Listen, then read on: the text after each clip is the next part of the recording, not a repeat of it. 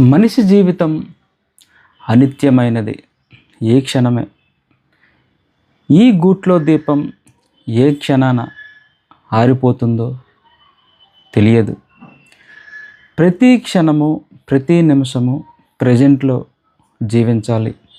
గుడికి వెళ్ళామా, గోపురాలకి వెళ్ళామా, చర్చిలకి వెళ్ళామా, మసీదులకి వెళ్ళామా కాదు.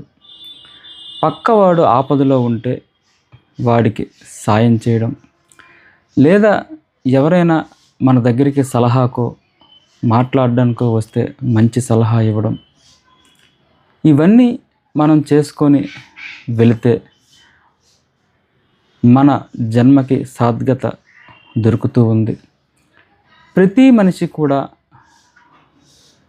స్వార్థం స్వార్థం స్వార్థం స్వార్థంతో ఈ ప్రపంచం నిండిపోయి ఉంది.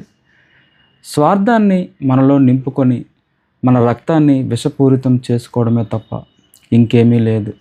మంచి ఇస్తే మంచే మన దగ్గరకు వెతుక్కుంటూ వస్తుంది.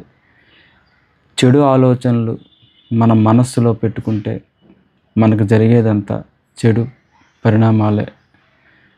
ప్రతి మనిషి కూడా ఎన్నాళ్ళు జీవిస్తామో గ్యారంటీ లేదు.